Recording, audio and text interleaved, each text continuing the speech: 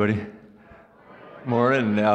Most of you know that we just finished a 24/7 prayer week as a church, which is remarkable. I was telling a few people that we've moved from having to convince each other of the need to pray to simply reminding each other that this thing's going on. An unbroken chain from last week after the service until this morning at about 6 a.m. Absolutely incredible. We have no idea what God's going to do through this. We have some dreams, we have some hopes that we're partnering. We have no idea. We just know it will be more than we could ask or imagine. But we know what happens when we don't pray. Nothing. Nothing of substance. Nothing substantial. Because you don't bring any weight to the problems that you're facing in life. You don't have any energy for, you don't have any peace in. You're running on empty 24/7. So we pray and we begin to understand that there's a different way to live our lives when we are that attentive to Jesus. And we also find out that He's that attentive to us. So I don't know what you say to a church that just prayed for 7 days straight. Congratulations, maybe. Fantastic stuff. And we just wait to see the fruit that not only we get to see happen around us, but we get to taste, each of us personally, as we savor our lives in different ways, the good gifts that He's given us. This morning we're kicking off a series called Advent Conspiracy. It's a way of looking at the Advent season, the Christmas season, a little bit differently than our culture would, and that'll unfold week after week. Part of that's going to be generosity. Part of it's going to be thinking outside of your normal circles of relationship, the difference that you can make. And so we've got a series of guest speakers, two in fact, one next week with the Compassion Sunday, but this week I'm going to invite Dominic Russo to come and join me on stage. I'll introduce him to you.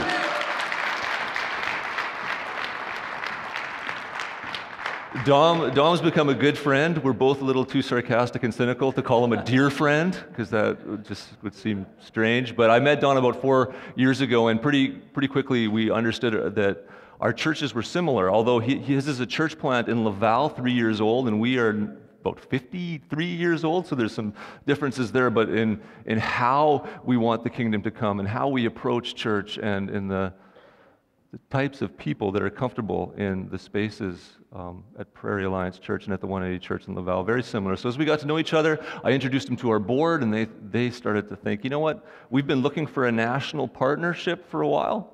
We don't quite know what that might look like, but let's at least invite Dom out, get to know him, hear his story, and he can kick off our Advent series. So welcome here, Dom. It's great to be here, bud. Thanks. Thanks, bro. Hey, it's great to be here, everyone.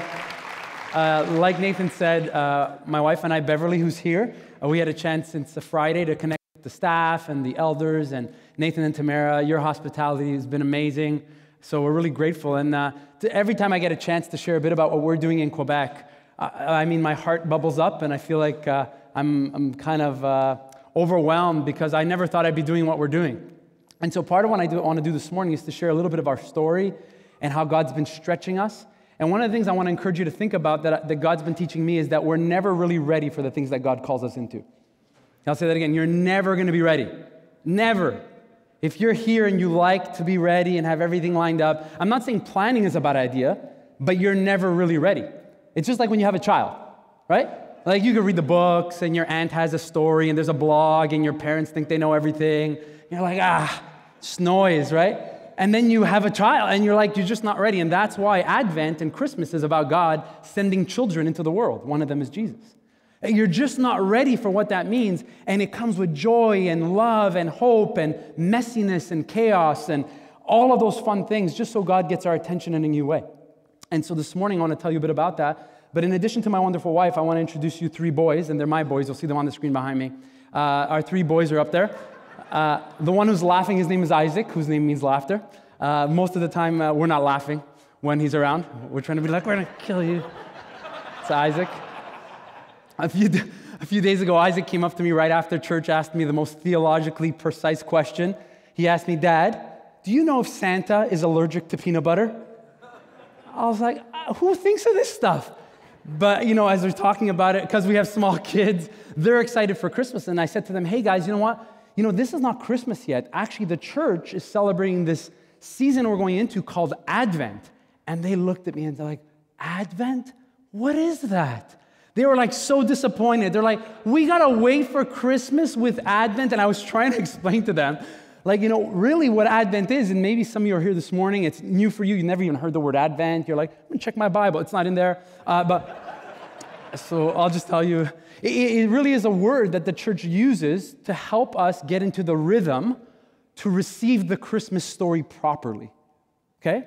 Advent is this great gift of God where he reminds us that in order to receive what he has for us, we have to prepare ourselves.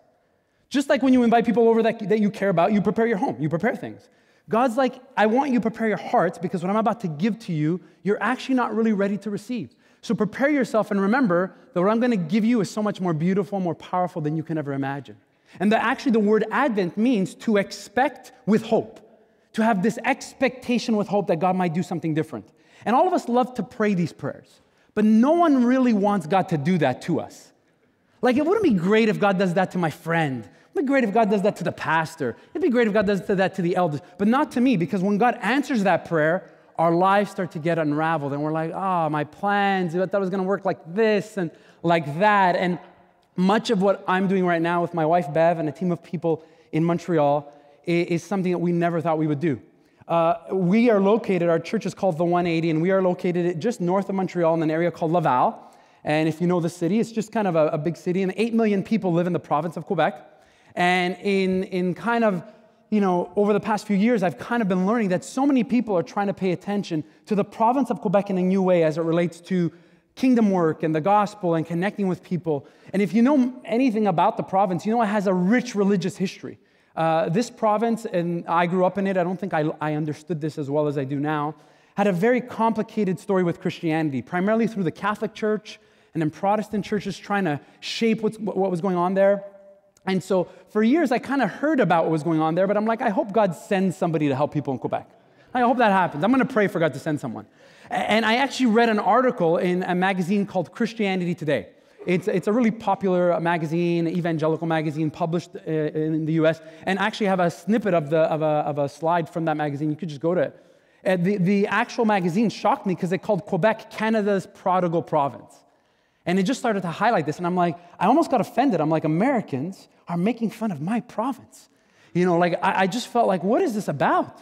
And as I read more about the stories in Quebec and the need for church and the need for a fresh expression of church, I just kept praying, God, I hope you just send someone to help.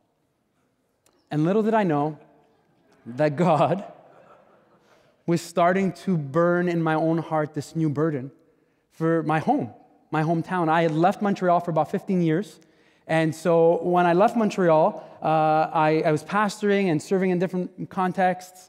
And I remember one of the things that happened when I got married to my wife, Beverly, is she said she'd never live in Quebec. So I thought, this is perfect. Because what I'm going to do is I'm going to tell her that I think we have to go to Quebec, and she's going to say no, and then I can blame her forever that we didn't go to Quebec. Any of the guys? Amen. You got that. Use that. You try it.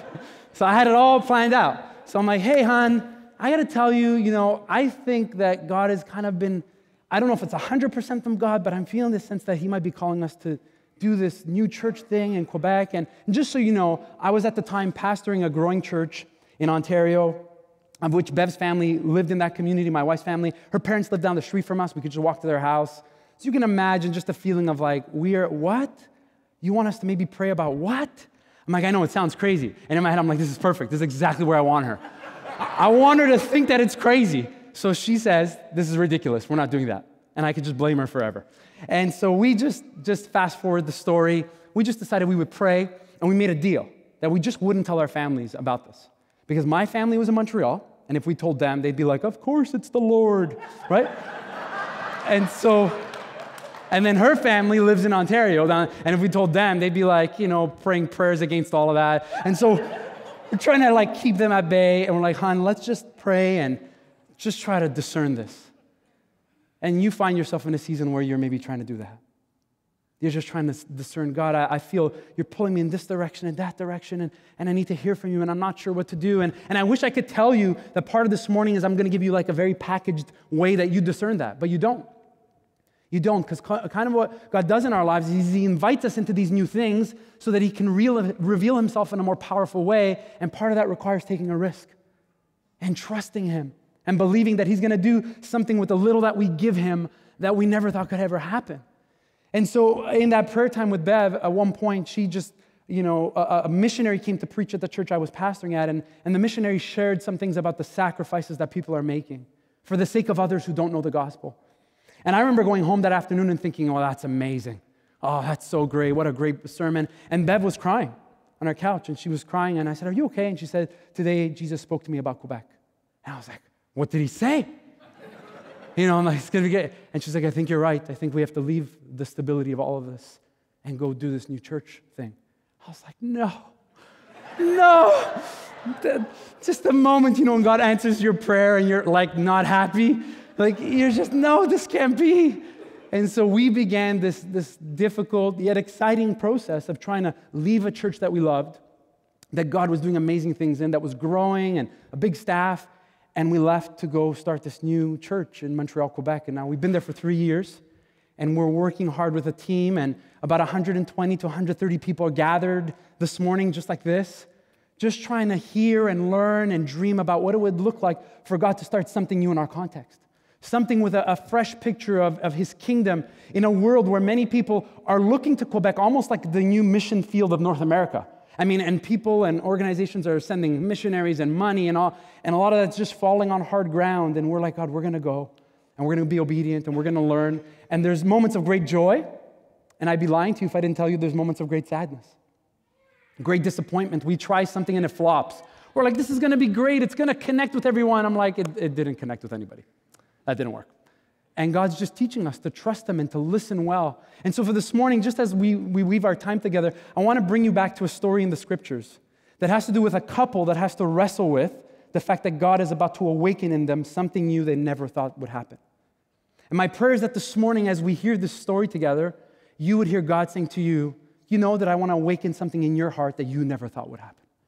I want to do something in your life and in your family and in your church and in this community, something that you never even dreamed about, you kind of forgot about, but God says, watch, I'm at work now. And this is really the beginning of Advent.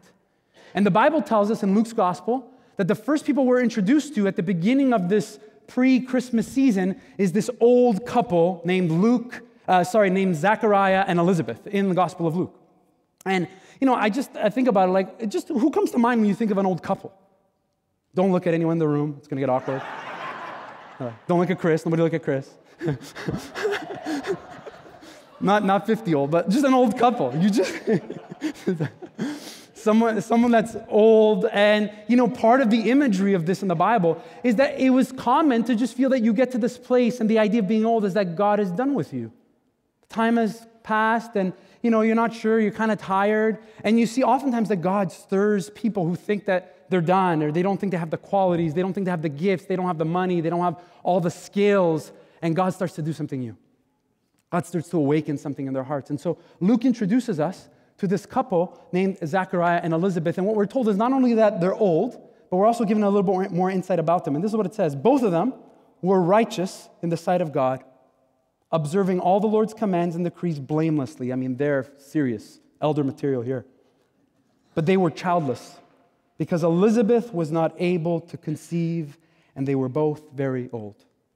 You don't really expect this in a text like this. This passage is really meant to catch us off guard, because you don't expect people who are being good Christians, good followers of Yahweh, good faithful servants of the Torah, to have God not answer their prayer to have a child. You really don't expect that.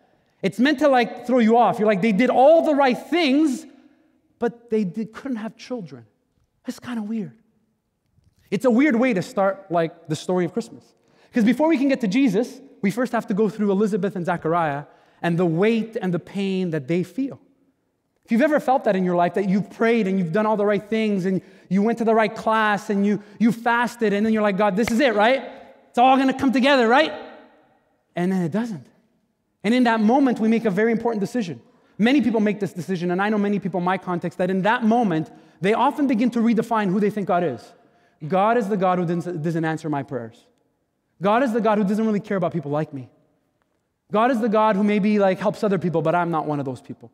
God is the God that does all these things. And Zechariah and Elizabeth have been living their whole life with this weight, and now they're old. How many of you think they've stopped praying this prayer? How many of you think they've stopped praying to have a child? I mean, I do. If I met them and they're like, hey, we're still praying to have a child, it's going to be great. I'm like, you guys are nuts. Why are you praying that? That's crazy. That's not going to happen. And when we read the story, God is awakening in us that he's about to do something different in you. And Zechariah, for those of you who are not aware of the story, is a priest. He has this special responsibility as part of his role, as part of his job, to perform priestly duties in the temple, as part of being part of this religious group of leaders. For some, he's like kind of like a pastor. He's like a very spiritual leader. And we're told in Luke's gospel that this is the day that Zechariah selected to go and burn incense in the temple as a sign of calling out on God and seeking God for the sake of the people of Israel. This is such a painful passage of Scripture, and we can all miss it. Think about how painful it is for people to see Zechariah, the guy who God never answered his prayer to have a child, be the guy who's going to go intercede on God's behalf for the sake of the people. How many of you, if you're like me, you'd be so cynical? I mean, I know I would be. I'm like, really? It's Zechariah's day. Zechariah is the guy. The guy that God hasn't listened to for all of these years. The guy who has no son, he's the guy. We're going to bank all of our prayers on this guy. And Zechariah's like, I know, I hope they don't, please don't pick me, please don't pick me, please don't pick me. Zechariah, you're doing the prayer. Let's do it. It's like, I hate my life. Can't do this. I can't do it. And just the way, and you could just feel in the room, the people like, is Zechariah? Really? His name came up to go in and to go represent us and be the representative that we hope God listens to him, although God hasn't listened to him all these years. Maybe you're here this morning and you felt that weight, a feeling like God hasn't listened to you for a few years, a few months, a few weeks. Can I just encourage you to just not lose hope that although you think God hasn't listened to you the way you thought he should listen or answered your prayer the way you thought he should answer it, that he's at work in a way you just can't see yet? That possible that he's just stirring something in you that you still don't understand, but don't let this moment of doubt or this moment of discouragement lead you to a place where you stop praying or you stop believing, or you maybe like Zechariah can perform the religious activity and the duties, but yet something in you is dying or has died. At Advent, just before Christmas, we meet Zach and Elizabeth, and they're wrestling with all of these feelings. And we're told that as Zechariah goes, he does his duties, like whatever, I don't really, care, but I'm gonna do my prayer. You'll see on the screen behind me, this is what it says. And then an angel of the Lord appeared to him. Can you like imagine while he's doing this? And the angel said to him, do not be afraid, Zechariah. Your prayer has been heard. You're like, what? Your wife Elizabeth will bear you a son, and you are to call him John. I don't know. I'd be like, this can't be happening. Like when our prayer has been heard, do you know how long we've prayed? And now our prayer, like now is when you're going to answer our prayer. Now when we're old and we got nothing else to give, now you're going to answer our prayer. And the angel says, don't be afraid. And the people who are outside are waiting for him to come out from this very religious moment. And he's like delaying because we know in the story they're going to start to panic. They're like, Zechariah's been there a long time and he's having this moment with this angel wrestling with the doubt of what this means. And every time I read the story, I'm always blown away by this moment where Zechariah realizes that he's going to have a son named John. We call him John the Baptist, John the Baptizer, the forerunner of Jesus, the one who will come to prepare people for who Jesus will be. John is a very important figure in Quebec, for those of you who don't know. John the Baptist is the patron saint symbol of Quebecers. Every June 24th, if you live in Quebec, you will find a lot of people who will celebrate John the Baptist Day. It's called La Saint-Jean in French. It's a great celebration, and it's not religious at all. It's just about getting drunk, okay? So I wish I could say it's really powerful, but it's not. It's not at all. It's just this kind of narrative of just celebrating the history of the Catholic Church, and kind of some people maybe piece it together with some figure in the Bible. But La Saint-Jean is an identity festival for Quebecers, where they remind themselves that their culture and their language is very special, and it's actually a beautiful festival. But it's lost really the meaning of what it means to be the festival that represents this figure, this person, John the Baptist. The forerunner, the one that comes to prepare people to receive Jesus properly.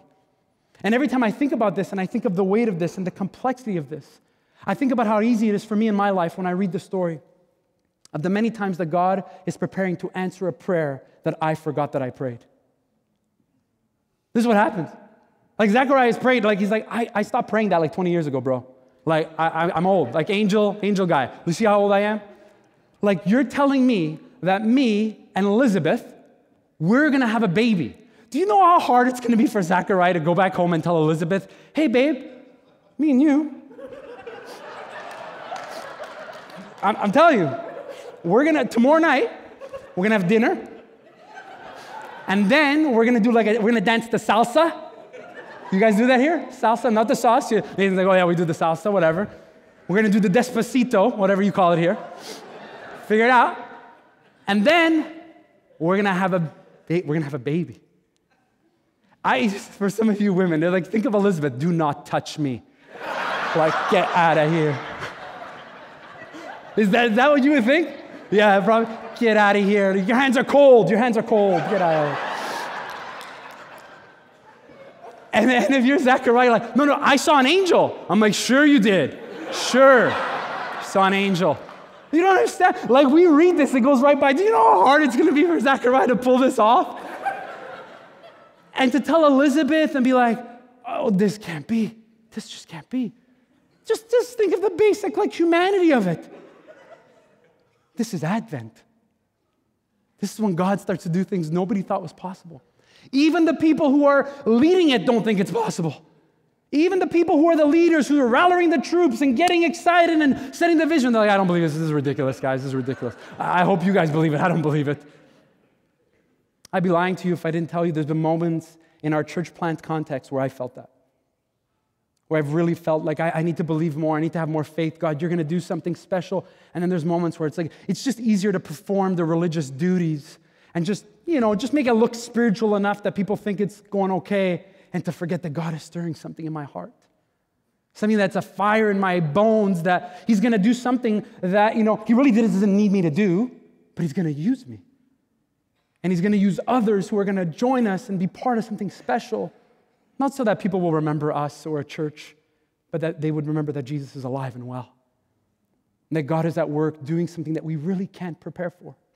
And in the next part of the story, Zechariah continues with this conversation with the angel, and this is what it says. And he, John, your son, will go before the Lord in the spirit of power of Elijah, the prophet, to turn the hearts of the parents to their children, and the disobedient to the wisdom of the righteous, to make ready a people prepared for the Lord.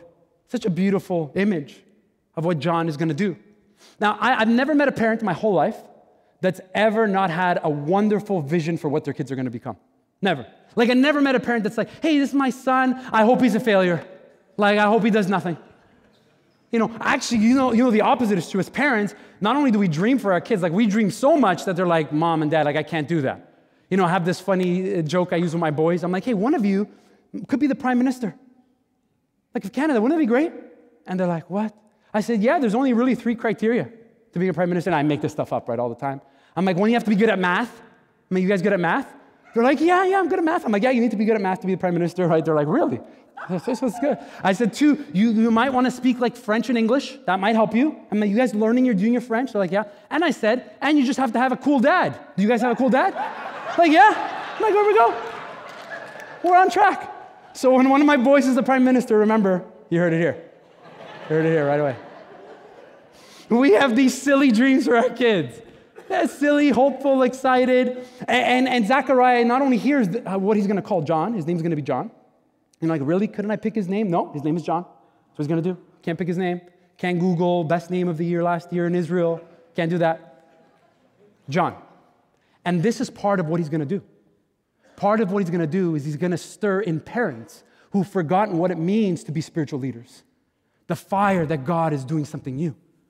And what's profound is that John is going to come to do something that Zechariah has forgotten to do. Zechariah, the name Zechariah means God will remember. And Zechariah has forgotten. Because he now is wrestling and wondering, like, this can't be. And he's going to doubt and struggle with these doubts and keep going back and forth. And some of you know the rest of the story. And I encourage you, just because of time, like, I encourage you to read it. Go back and read it. You know that in this confrontation that he has with this angel, his doubt and his frustration and his lack of faith of this next season, that the angel will silence him, that he won't be able to speak until John is born. I mean, that's a profoundly almost sad moment. If you know the story of Advent and then you know the big picture of the Bible, you know that for 400 years, God has already been silent after the prophets before he speaks now. So imagine like this is the first time God speaks again, and the person who doesn't believe, he's going to be silent as well. I often feel that for my own life.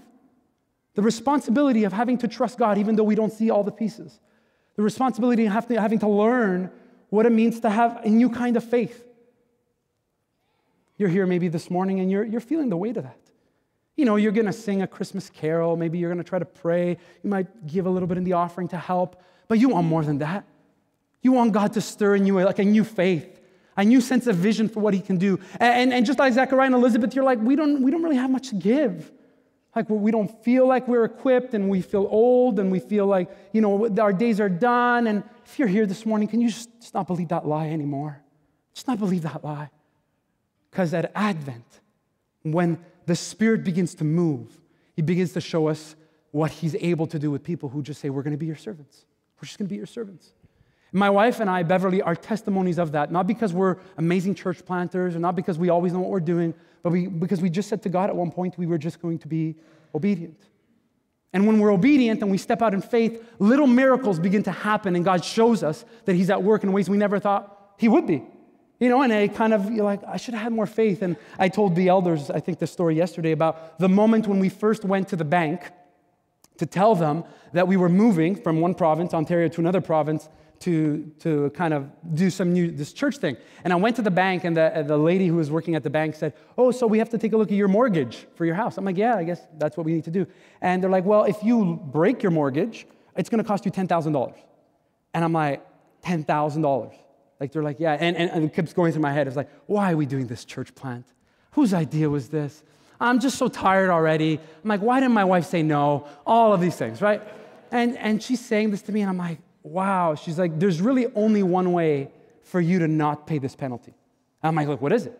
She's like, the way our system works at the bank is that if we touch anything in your profile, it will trigger a red flag that will have to be reviewed by a manager, and they'll look at it, and then they have to reassess you. You know, it's kind of like all this clunky stuff, all this stuff. They're like, the only way this will work is you kind of need to have the price of the house that you buy to be exactly the same price of the house when you sell. I'm like, oh, sure, never gonna happen. I'm like, how do we make sure that the price, and then she asks the question that I'm dreading she's gonna ask, right? So what's your new employer? Like, what's your job? I was like, what's my job? So I said, well, I kind of gonna go and do this thing called like a church planting. And can you imagine? She's like, church planting. Even the word like makes no sense to people who don't go to church, right? People in Quebec often ask me when I tell them what we do, they're like, do you have to call like the Pope to do this? Like they like, do you call the Vatican? Is anybody allowed to just do this? How do you church plant? And so we're going back and forth, and she's like, in this church planting at the bank, she's like, who's going to pay you? I was like, well, about that. In my heart, I'm like, the Lord, like the Lord's going to pay us. And you could see her head's like, this is ridiculous. Like, are you serious? Like, you have a job now, and you're leaving that job to go and find support to do a new church. Bingo. I'm like, that's it. You got. She's like, okay. We'll see you in a few weeks. Good luck. You know? I remember leaving the bank. I go home. I'm like, so discouraged. You know, I wish I could say I was like such a superhero of the faith. And yeah, and we're working through all this. And Jesus had a miracle in store for us. Because the house that we bought was exactly the same price as the house that we sold. And I was like, my goodness. Along the way, it was just like these little moments, and God's like, I told you I would just go ahead of you. Just shut up. In a godly kind of way. You know how he does? That's how he does it. Just keep walking. You'll see. And this morning, for some of you, God's just going to ask you one thing. Just keep walking. Just take the next step. You watch. Just trust me. Just be generous more than you thought you could be. Just love on someone just a bit longer. Just forgive a person that you never thought you could forgive. Just listen in a way where you want to correct things. Just be patient and listen. Just watch what I do now. I always feel the weight of this for some parents. If you're a parent in the room and you've been praying for your child that's far off, They don't believe in God. They don't believe in church. They don't believe in religion. They think it's nonsense. There's so many people that I meet in our context that feel that. Many people that I pray for. My own brother, who's an atheist, and this is the running joke in our community. I'm a pastor. He's an atheist. And you should see, we're just praying, God, you might do something special one day. We don't know how, but if you want to use us, we'll be obedient. If you've been praying for a son or a daughter, a nephew, a niece, just someone, just don't stop praying. God is at work. God's going to answer a prayer that maybe you even forgot you prayed. He's at work doing that. And in this last moment of the story, I'm just going to wrap up. This just says, in the last section, Zechariah asked the angel, how can I be sure of this? Like, I need to be sure of this. I'm an old man and my wife is well along in years. The angel said to him, I am Gabriel. I stand in the presence of God, and I have been sent to speak to you and tell you this good news. Advent. The good news that God is at work doing something when everyone has thought that God has forgotten. He's doing it in a way through a couple who feel old and useless and are not sure how this is going to all piece together. And Zechariah, unfortunately, does not hear this as good news. Zechariah hears it as complicated. It's not going to work. How can I be verified of this? And let me just tell you, we have been groomed in a culture to have to know all the next steps before we trust God. That's just the culture we live in. Like the question that Zechariah asks the angel is my question. How can I really be sure? You don't know Elizabeth. She's going to kill me when I try to hug her tomorrow night. How can I be sure that this is really, really going to work? We live in a culture that's taught us to almost idolize certainty and to be sure before we do anything. That's what we live in. If you don't believe me, wait till you go buy your Christmas presents this year. Guess what they're going to try to sell you with every present you buy? Warranty. A warranty is them saying to you, hey, you shouldn't be too sure of us. We're going to lie to you, but there's some way you can be sure we don't lie to you. Buy this warranty that costs more than the thing you just bought, right? And it's so funny. I'm like, it's true. It is more than the thing I'm going to buy, but it'll make me feel sure. It'll make me feel that everything's going to work out if it breaks. And we feed on this sense of sureness and certainty. And Zechariah's like, well, give me a few more just signs that this is going to work. And Gabriel's like, you're not getting any more signs. This is good news, and you should have heard it as good news. And because you didn't, you now will be silenced. Wow. Advent. You gotta love it. Can't we just get to Christmas? Can't we get to baby Jesus? Can't we get to Mary, did you know? I just can't handle that song. Some of you love it. I'm sorry. Okay, so Mary didn't know. She didn't know. That's the song. That's the whole song. Mary, no, you didn't know? Okay, pause. Next song. Okay. So you have these. Can't we just fast forward all of this? No. You got to live with Zach and Liz. You got to live with them. You got to feel their pain. You got to feel their anxiety. You got to feel the weight of them having to learn to trust God. Religious leaders, blameless, who are now God's going to stretch them in a new way. God is going to stretch all of you here in a new way this season. God is going to awaken in many of you new visions of what He's calling you to as a church, as families, as a light in this province, in this community. And you will feel everything that I feel and Bev feel. I don't know if we have what it takes. I mean, I'm not sure. There's other things that are happening. And God's like, don't believe that. Because I'm about to answer prayers you have forgotten that you've prayed. And you just watch now. The worship team's going to come back, and I just want to give you a picture of our church. We meet in a warehouse space, and this warehouse space has a beautiful backstory to it of how God provided a miracle for us, because when we started meeting in this warehouse space, which was a gift from somebody who was attending our church, city officials who heard about our new church, who we actually invited to come see the church, they just said to me in a very nice way, they said, it's illegal for you to have a church in this warehouse. And I said, what do you mean? They're like, it's very, very clear that there's zoning laws that make it impossible, which makes sense, to have a religious community in an industrial zoned location of the city. So I'm like, really? What are we going to do?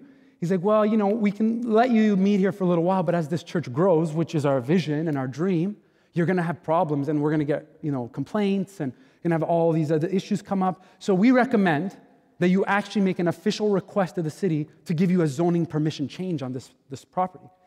And we thought, wow, like this is going to be really expensive and long. And we're just a young church just trying to survive and make this work. And I had talked to a few leaders in our community, some different churches, even the Alliance leaders in the area. And there had been churches who've been requesting for the city to do this zoning change thing, some of them for 20 years.